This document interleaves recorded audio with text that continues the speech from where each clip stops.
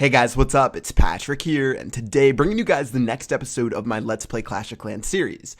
Alright, so taking a look at my laboratory, first of all, I'm sitting at 960 trophies. We're definitely going to have to change that. But looking at what I want to upgrade, like I talked about in the last episode, I wanted to do the Giants first, and then now I want to go ahead and do the Wall Breakers. So let's upgrade those, and taking a look at how much resources we have left. We have 678,000 gold, 309,000 elixir, and seeing as we have all 5 builders, we're going to need to save up a lot of resources today.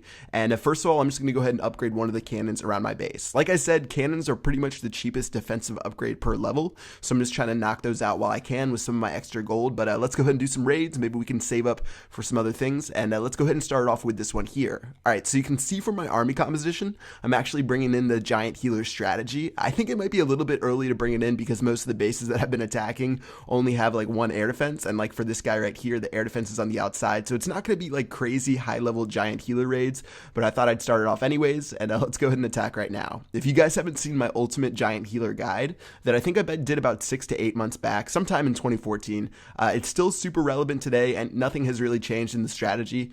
And if you guys ever want to use the strategy, it's really effective, so I'm gonna throw a link to that on the screen right now, as well as in the description below, so make sure you guys check that out. And let's go ahead and get back to the raid. So I took care of the air defense first, seeing as it was on the outside, wasn't too difficult to deal with. And as my giants make their way to the center, nothing can really stop my healer in the back. And even if I didn't have my healer up right now, I have so many giants with I think like 12 to 15 of them that the defenses definitely aren't going to be able to take it out.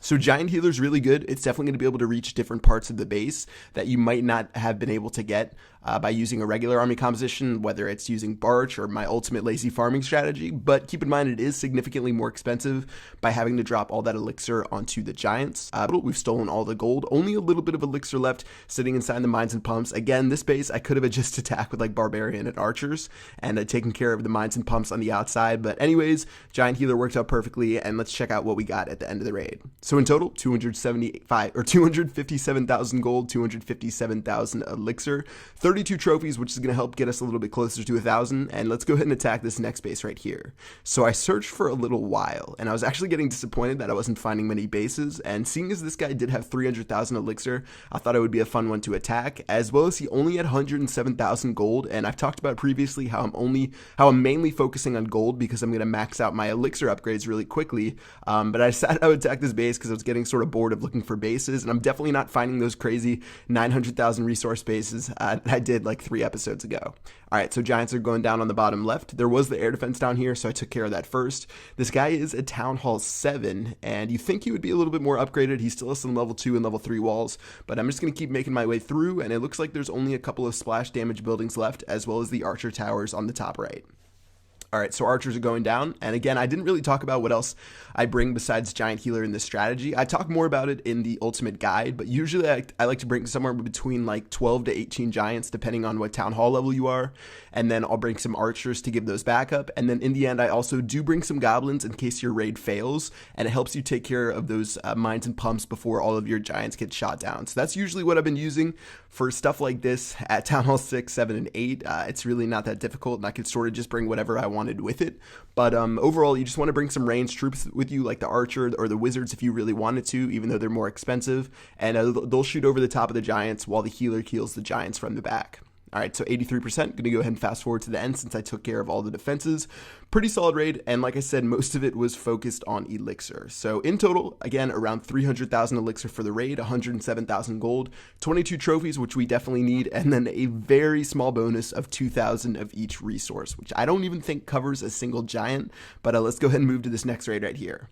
Alright, so this one's going to be a little bit more difficult, and by a little bit more difficult, it went from like 1 out of 10 difficulty to maybe like a 3 or a 2 out of 10 difficulty. So there's an air defense right here on the top left, as well as one pretty close by on the top right. So I'm going to go ahead and drop my 2 lightning spells on that air defense, and I thought it would take it out, but unfortunately it didn't. So I'm going to have to drop my 3rd one there anyways, and then I'm just going to attack from the top right and watch my giants make their way throughout the base. So that's what I do with the main strategy. Say if you're a Town Hall 9 and someone has like 4 air defense, I like to take care of the air defense that you think is going to be the hardest to get to, and in this case, both of them were equally difficult to get to. They're only behind like 1 layer of wall, and then from there I attack from a side that's pretty weak, and then hopefully by the time your healer gets shot down, which might be like 50 to 75% through a raid, you've already destroyed enough of the defenses to where you don't need a healer to wrap it up and get to 100%. All right, so giants are going in. I did forget 3 giants. I'm going to drop those right now. I dropped all of my archers as well. And let's see as they make their way through. I don't have any more wall breakers. Usually I like to bring somewhere around 8 wall breakers with me. And I'm just going to drop some goblins on the pumps on the outside, as well as drop my archers on the town hall, just in case anything goes crazy towards the end of this raid. So looking at the defenses he has left, he has 2 cannons on the left-hand side, 2 wizard towers, 2 archer towers, and a mortar. And slowly but surely, my guys are just going to pound their way through, and they'll be able to get 3 stars, I think, on this base. Giant healer sometimes takes longer than normal army compositions because your giants have to take so much time to beat through all the walls. You could bring something like a jump spell if you really wanted to. Personally, for me, I just like to bring lightning spells, especially once you're like Town Hall 9 and you can hold 4 lightning spells. You can use those lightning spells if they're well upgraded to take care of almost 2 air defense before you even attack. So if you can do that, it's pretty much 100% guaranteed that you're going to be able to tear through the base, unless you have something like a Seeking Air Mine that runs into your healer. But some people actually like to bring 2 healers for this strategy. It all just really depends on what you do, and at this rate ended up actually being pretty easy.